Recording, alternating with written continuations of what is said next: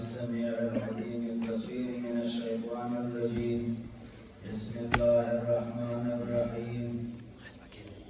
الحمد لله وكفى وسلام على عباده الذين اصطفى، خصوصا على سيد الورى أفضل الأنبياء عليه من الصلوات أتمها ومن التسليمات أكملها، وعلى آله وأصحابه وكمل أتباعه إلى يوم الجزاء. أما بعد فأعوذ بالله من الشيطان الرجيم. بسم الله الرحمن الرحيم. إن الله وملائكته يصلون على النبي يا أيها الذين آمنوا صلوا عليه وسلموا تسليما. اللهم صل على سيدنا وشفيعنا وحبيبنا وسندنا ونبينا ومولانا محمد وآله وأصحابه وكمل أتباعه وبارك وسلم عليه. بسم الله الرحمن الرحيم. باب قول الله ونضع الموازين القسط ليوم القيامة وأن أعمال بني آدم وقولهم وفي نسخة أقوالهم يوزن أو توزن. وقال مجاهد رحمه الله القسطاس العدل بالرومية، ويقال القسط مصدر المقسط وهو العادل، وأما القاسط فهو الجائر.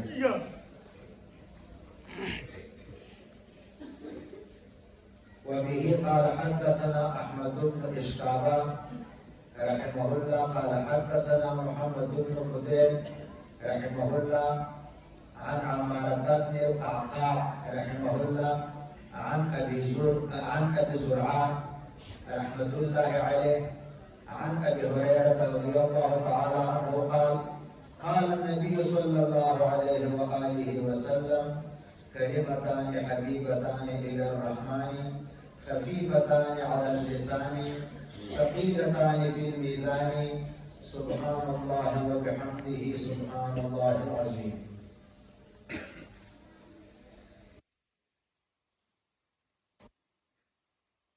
हमारेरो इज्जतमंदो कदरमंदो उलमाए किरामो और खुसूसन शेख मशाइख व शेख हदीस हजरत अल्लामा मौलाना आशिकुल्लाह से मुबारक दामत बरकातुहुमुल आलिया ومد الله تعالى ذل حياته الشريفة إلى مدد بعيدة وآجال متباعدة مع صحة كاملة ورفع درجات وبسط وجمال وكمال. وفاض الله علي وعليكم وعلينا وعلى سائر الغلام من فيضاتهم وبركاتهم. وديگر فرزندان گرامی حضرت شیخ الامام الشیخ احمد ثانی حضرت مولانا یولہ سے مبارک مجددی رضی اللہ تعالی عنہ وارضاہ و دیگر علماء کرام و خلفاء کرام و حاضرین مجلس عرس مبارک حضرت سیدنا و مرشدنا سلطان الاولیاء حضرت مبارک سے رحمت اللہ تعالی علیہ وقدس سره وفاض الله تعالی علینا من فیضاتهم وبرکاتهم، وخصوصا علماء دور حدیث شریف دربار عالیہ. اللہ تعالیٰ ہم سر بکامل اور حقیقی ایمان بانے تیرے مبارکان و برکت اور دے پاک محفل و برکت باندے مشارف و خوشحال ہے. مزد دے اہل نیمہ خدا حضرت علامہ و مولانا شیخ اللہ سے مبارک شفقت دے او تواضع دا او حسن اخلاق دی دے مبارک ختم دا بخاری شریف ما دا حوالہ کوي نن دې خدای تعالی د ظاهر او د باطن د علومو یو لوی بحر ګرځولی دی په دې زمانه کې نو د ده په حضور کې زمونږ لپاره مناسب نه ده چې موږ خبرې وکړو ځکه زمونږ علم هم ډېر قاصره دی او عمل هم زمونږ ډېر قاصره دی او د باطن او د سلوک په لحاظ سره موږ هم ډېر زیات مقصر یو. الله دې په ټولو امورو کې د دې خپلو اکابرو په برکت معاف کړي. خدا د الله سبحانه وتعالی فضل و کرم دی او د دې مبارکانو شفقت دی. الله پاک دې په خپل فضل او د دې په برکت باندې ماته د حق وینا توفیق او نصیب کړي سره د قبولیت. دا د بخاري شریفو د ختم محفل شروع کیږي. د بخاري شریف اخرنی باب دی. دا کتاب التوحید د بخاري شریف کې ډېر بابونه دي. دا یې اخرنی باب دی. توحید باب تفعیل دی په معنا د دې باندې چې یو چا ته د یووالي نسبت کول او په اصطلاح د شریعت کې دې مراد دا دی چې الله تعالی جل جلاله واحد لا شریک وګڼي او معبود برحق وګڼي او واجب الوجود وګڼي او سره د ټولو اسماء او صفاتو یې حق وګڼي او ازلی او قدیم وګڼي او په مخلوق کې بل څوک داسې ونه ګڼي. دغه شانې حضرت سید الامام رباني رحمت الله علیه په مکتوبات شریف کې فرمایلي دي په مکتوب نمبر 108 د جلد دویم کې د زنانو د بیعت په شرایطو کې چې شرک څه ته وایي او توحید څه ته وایي او شرح عقاید کې هم علامه تبرزاني صاحب دغه شانې لیکلي دي چې شرک دې ته ویلی شي چې د الله تعالی سره په الوهیت کې څوک شریک کړي یا په معنا د استحقاق العبادت او یا په معنا د وجوب الوجود سره. او ابن منتهب لیکلي دي چې تجرید د ذات الهي یعنې د الله پاک ذات منزه او پاک ګڼل د هر هغه څه نه چې زموږ په اذهان او په اوهام او په افهامو کې راځي د دې نه د خدای پاک ذات بالاتر ګڼل او منزه یې ګڼل دا توحید دی. دا کتاب التوحید دی. دې کې مې کلالم وضاحت څنګه وکړو چې بعضې فرقه‌والا مبتدعه او خوارجو او وابزده طبقې او جبري زده طبقې د توحید غلطه تشریح کوي او هغوی چې کوم دی توسل بالذوات الفاضله او تبرک بآثار الصالحین او تقلید د ائمه مجتهدین علیهم الرضوان او تصوف او بیعت د اکابر اولیاء سره دې خبرو تشریح کوي نعوذ بالله منها او د دې خبرو انکار د توحید وایي چې هغه بالحقیقت الحاد دی او تلحید دی او توحید نه دی. توحید دغې ته وایي چې د الله تعالی ذات جل جلاله صرف مستحق د عبادت وګڼي بل څوک یې ونه ګڼي او الله پاک واجب الوجود او ازلي القدیم وګڼي او سره د اسماء او صفات یې حق وګڼي او ازلي وګڼي نو دې ته توحید ویلی شي. دا توحید اصولي دی او توحید حقیقي دې ته وایي چې ستا د زړه نه د الله تعالی نه سوا نور محبتونه او یادونه وځي او د دې اولیاء کرامو د صحبت او د بیعت په برکت او د سلوک حقیقي په برکت باندې تا ته چې کوم دی لکه فنای قلبي او بیا پس د هغې نه فنای نفسي نصیب شي او د الله تعالی جل جلاله په محبت کې او په یاد کې چې کوم دی ته مستغرق شي او په دوام ذکر او دوام حضور باندې مشرف شي نو دې ته توحید حقیقي ویلې کېږي چې دا د تصوف د بزرګانو سره حاصلېږي چې مکتوبات شریف کې او زمونږ د حضرت امام بابا مبارک رضی الله عنه په کتابونو شریفو کې او په مکتوبات معصومیه شریف کې د دې پوره تشریح موجوده ده. الله تعالی جل وعلا شانه دا اولیاء کرام چې شديده كتوحيد حقيقي مشاركه کړي او دا واقع زده تفقيه چې کوم دي نو دوی ورته مشرکان نسبت کوي نعوذ بالله منها. بخاري شريف في حديث كان ابن عمر رضي الله عنهما يراهم شرار خلق الله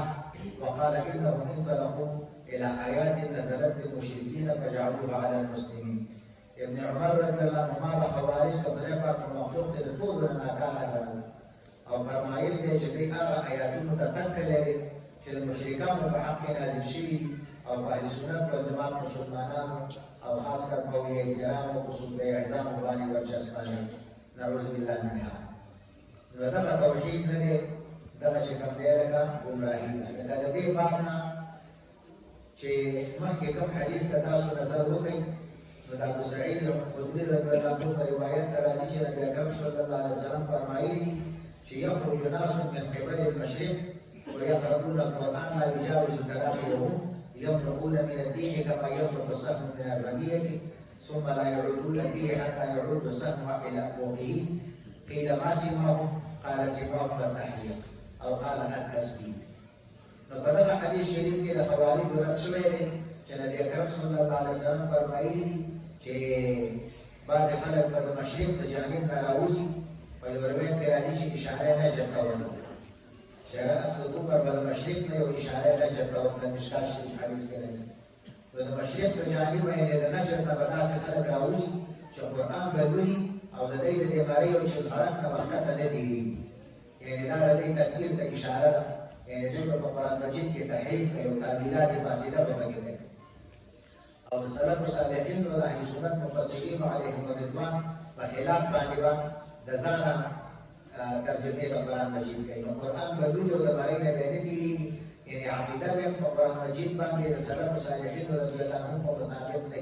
او عمل بیا په قرآن مجید باندې نه او هغه قرآن مجید نور او فیض بیا چې کوم دی قلوبو ته نه رسېدلی او داسې به د دین نه وځي لکه څنګه چې هغه شی د ښکار نه وځي او بیا په هغه شي پسې څه شی نقدي نه وي نو دغسې دوی معاندین دي چې یو ځل د دې حق عقیدې نه خارج شي او د اهل حقو په خلاف ودرېږي نو بیا د حق دین ته نه راواپس کېږي دا یو مسخ شي نعوذ بالله توفیق پرې سلب شي نعوذ بالله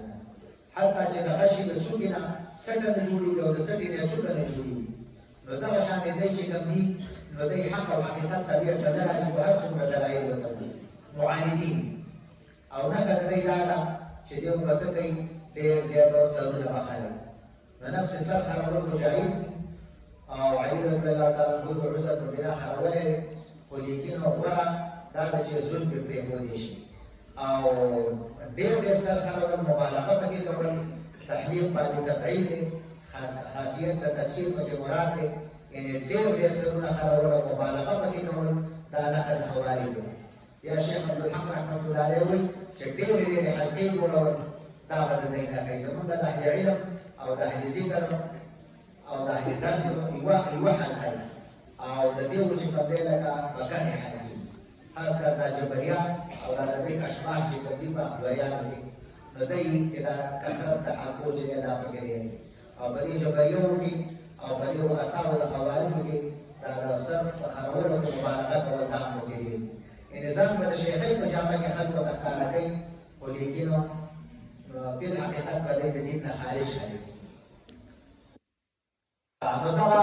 خوارج چې کوم دي نو دی په اهل سنت مسلمانانو باندې د مشرکانو آیاتونه ورچسپانه کوي او د توحید غلطه تشریح کوي او د اهل حقو په نسبت باندې د توحید تشریح دغه ده کومه چې تاسو ته ما مختصرا وکړه چې د الله تعالی نه سوا بل څوک لایق د عبادت ونه ګڼي او بل چا ته واجب الوجود ونه وي او د بل چا اسماء او صفات ازلي ونه ګڼي نو دې ته توحید ویلی شي او چې دې بالعکس کار وکړي نو بیا شرک جدي او توحید حقیقي دی ته وایي چې په بنای قلبي او بنای نفسي باندې مشرف شي او د الله پاک په ذکر او محبت کې مستغرق شي او د ریا او د شرک خفي نه د نجات نصیب شي چې دا د تصوف د بزرګانو په برکت باندې حاصلېږي نو دې ته توحید حقیقي ویلی شي. الغرض امام بخاري رحمت الله علیه دا اخرنی باب چې کوم دی لکه د کتاب التوحید دا مستقل کتاب لیکلی دی په دې کې بیا چې کوم دی لکه ډېر بابونه دي نو په هغه بابونو کې اخرنی باب دا دی چې باب قول الله وندعو الموازین القسط لیوم القیامه په دې کې امام بخاري رحمت الله علیه دا خبره ثابتوي چې کله د میزان چې دا په ورځ د قیامت باندې نو دا حمله او د دې میزان نه معتزله منکر دي د معتزله ورته کوي په دې کتاب التوحید کې د خوارج او د معتزله او د جبريه او د مرجئه او د نور ډېر ګمراه کړو تر شي او د مخوانه د محدثینو او د مفسرین او د متکلمینو عادت شریفه په دې راځلېدل د تصوف د بزرګانو چې څنګه د اهل سنت والجماعت عقیده ثابتوي نو دا رنګي د فرق دوانو د عقاید باطله ورته کوي امام بخاری رحمت الله علیه په دې کې د فرق دوانو د عقاید ورته کوي چې په کې د معتزله او عقیده راکړي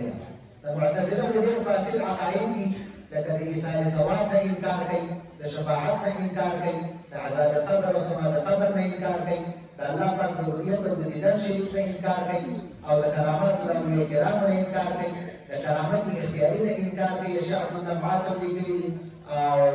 عمدة القارئ لیکلي او دغه شان چې کوم دی لکه نور کتابونو لیکلي دي مقصد الحقایق کې تفصیل موجود دی د کرامات اختیاري نه انکار کوي دغه څه د معتزله ډېر باطل عقاید دي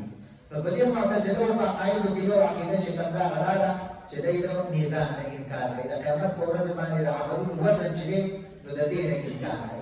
د امام بخاري رحمت الله علیه دا باب په دې کې ولګاو چې باب قول الله عز وجل باب په بیان د دې قول الله جل وعلا شانه کې چې ونضع الموازین القسط موږ به کېږو چې کوم دی لکه کلي د عدل په ورځ د قیامت باندې دا آیات په کوم ځای کې راغلی دی دا راغلی دی چې کوم دی په سورۃ الانبیاء علیه السلام کې او آیات نمبر 1 دی پورا آیات داسې دی ونضع الموازین القسط ليوم القيامة فلا تظلم نفس شيئا وإن كان مثقال حبة من خردل أتينا بها وكفى بنا حاسبين سورة الأنبياء عليهم السلام أو شكم ديسي بارا ولا سمع أو آيات نمبر 1 معنى الآيات كلمة دارا ونضع الموازين أو من وكيل تلو لنا القسط العدل لدي ليوم القيامة فورث قيامته فلا تظلم ظلم باندې کولې کېږي چې ظلم به ونه کړی شي په دغه قیامت کې نفس په یو نفس باندې شیئا هیڅ شي وان كان مثقال حبه من خردل او مجرد وي په اندازه د وزن د یو دانې د روي باندې د چا یو عمل وي نو آتینا بها نو موږ به راتلو په دغه باندې په دغه حبه باندې به موږ چې کوم دی لکه راتلو او وکفا بنا حاسبین او الله تعالی وایي چې موږ کافي حساب اغستون کیو یعنی کافي موږ د دې حیثیت نه چې حساب اغستون کیو په دې آیات کریمه باندې تفسیر قرطبي لیکلي دي چې الموازین جمع د میزان ده الموازین جمع د څه شي ده د میزان ده او دا آیات په دلالت په ظاهر باندې په دې خبره کوي چې د هر مکلف لپاره یو میزان وي چې وزن کولای کېږي په هغه باندې عملونه ده یعنی موازین بګړي میزانونه او تلې چې دا په قیامت په ورځ باندې ډېر نو پسې په دې کې به حسنات هغه په یو چا باندې او بدای دا په بل چا باندې نو یو قول په کې دا ظاهر د آیات مطابق چې موازین جمع نو د هر مکلف لپاره وجودا میزان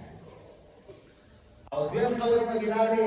چې کوم دی ايكون هناك موازين للعامل الواحد چې وی به چې کوم دی لکه دا باندې اولنی قول په مطابق باندې چې دا جائز ده چې د یو عمل کوونکي لپاره ګڼ میزان وي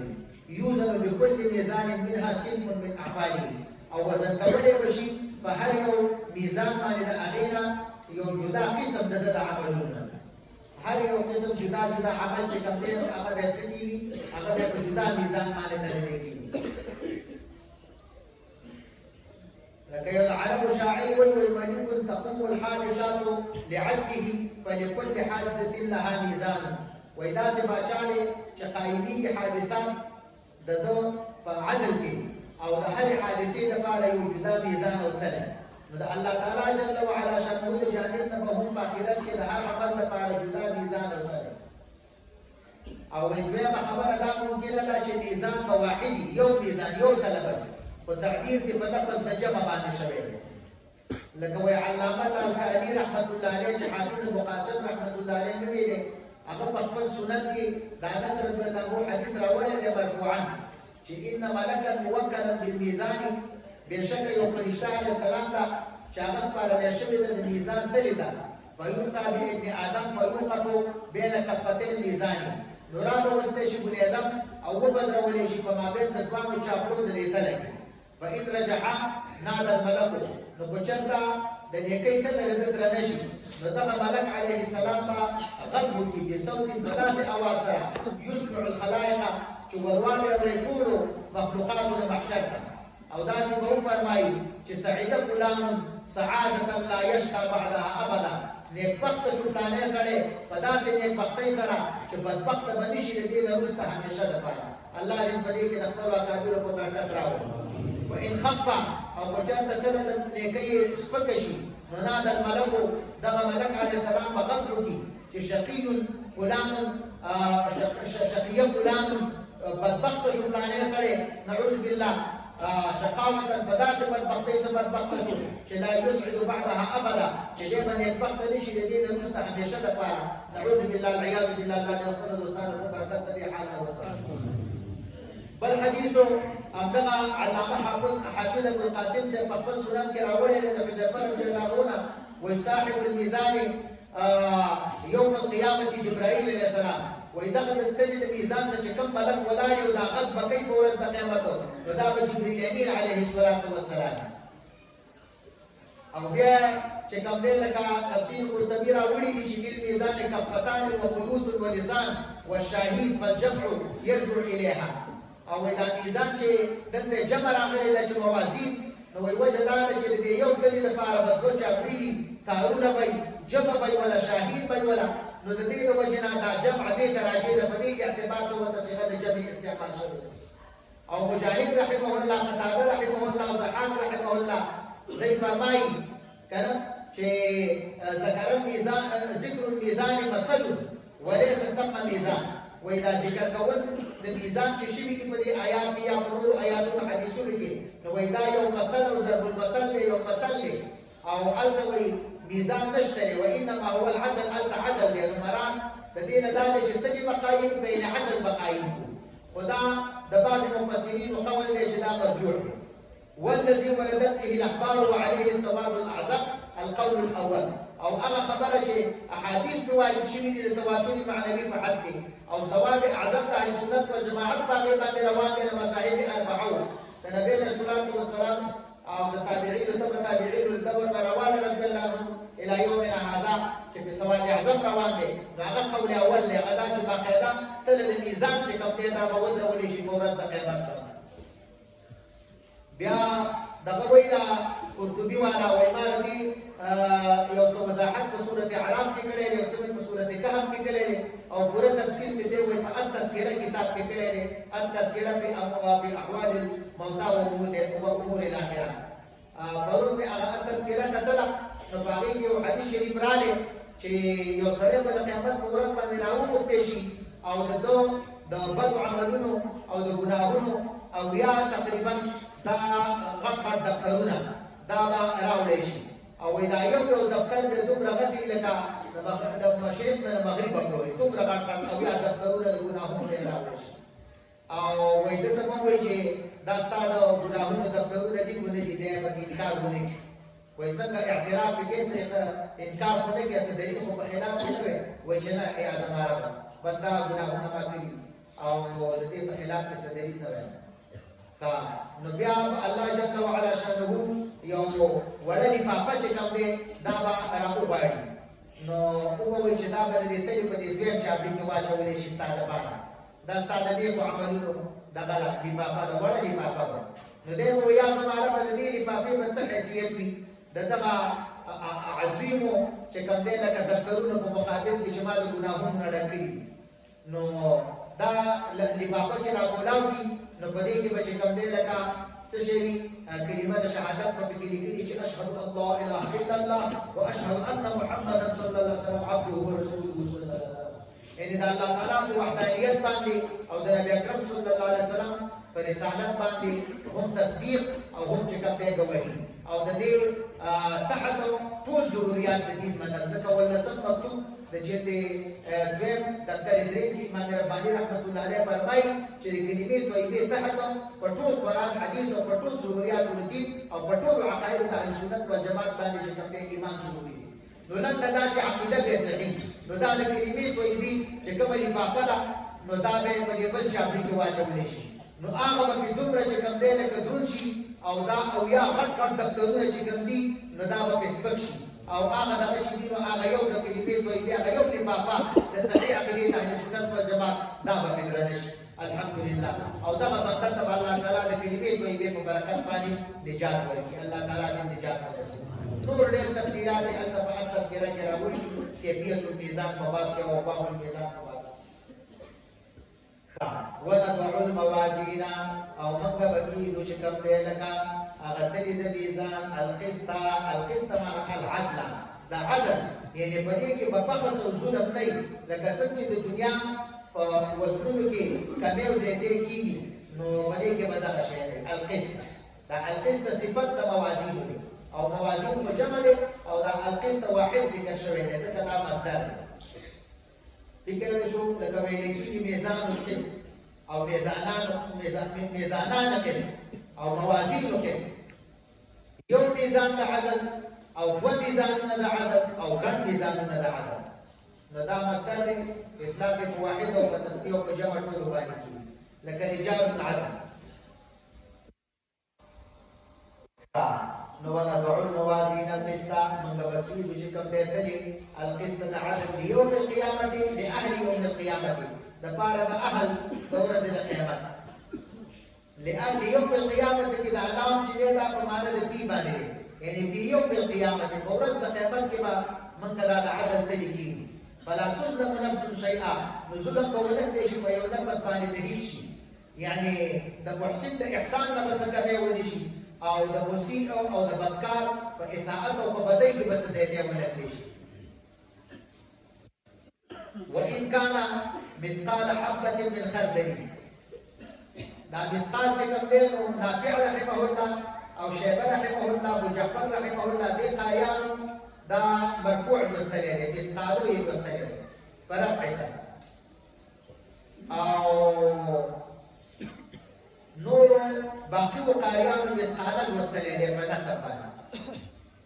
نو چې هر کله په رفع باندې ولوستی شي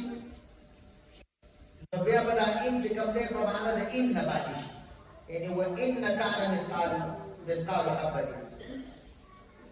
او دا کان چې کوم دی نو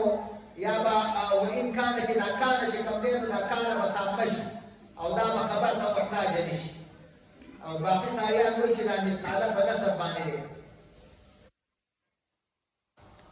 او داسې به ووایي چې وان کان اگر چې وي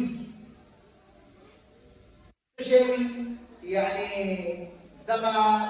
عمل د دې انسان چې د موازینو کې تللی کېږي ځکه د یو نفس سره موزون ونه شي. وان كان مثقال حبه من خردل یعنی کو چېرته وي یو مثقال دغه دانې د اوري نو اتینا بها موږ به راتلو په دې باندې اتینا بها چې کوم دی نو مفسرین فرمایي احضرناها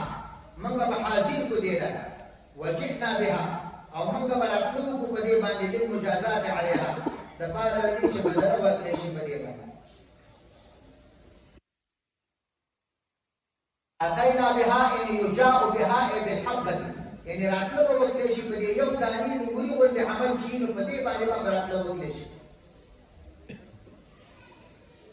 وكفى بنا حاسبين او كافي ومنغا حساب مسلم کی یعنی محاسبين دې خلکو کم خیر او شر باندې کړي وړاندې لګلې نو باندې باندې د حساب په اغستو کې منغا کافي یعنی نشته د کوڅو اثر او حسابات زمونږ الله پاک فرمایي.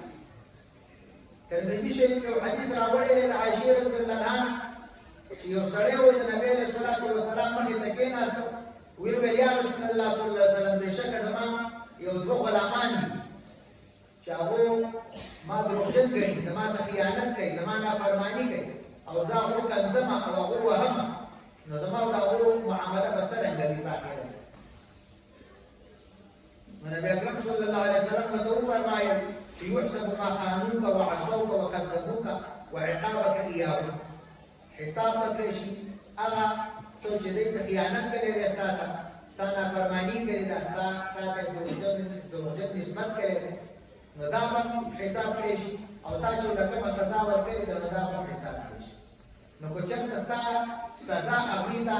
دا غوړي ګناهونو په اندازه نو بس دا پورا بدل شو نستا لپاره مبین او نستا لپاره مزید او په چې نستا سزا دا غوړي ګناهونو نه کم نو دا ستا لپاره یو فصل شو او چې نستا سزا دا غوړي ګناهونو نه د پاسه نو قصاص په واغستې شي دا غوړي لپاره ستانه دا غزيدي سزا نو دا سره لږ اخوا شو د دې یې د وجه او شروع شو چې جړل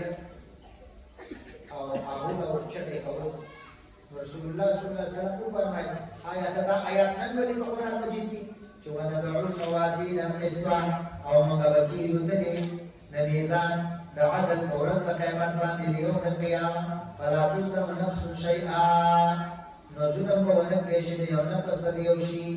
دې سموي یا رسول الله صلی الله علیه وسلم باندې الله تعالی قسم زنه به دې زموږ ځان لپاره او د دې غلامانو لپاره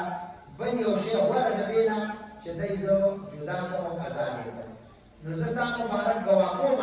چې بس دې ټول د الله د رضا لپاره زموږ طرف آزاد او سي دا حدیث ترمذی شریف راوړی مشکات شریف کې موجود دی د دې حدیث په تفسیر کې نبی اکرم صلی الله علیه وسلم مبارک چې په دې کا دا صحابه رضی الله عنهم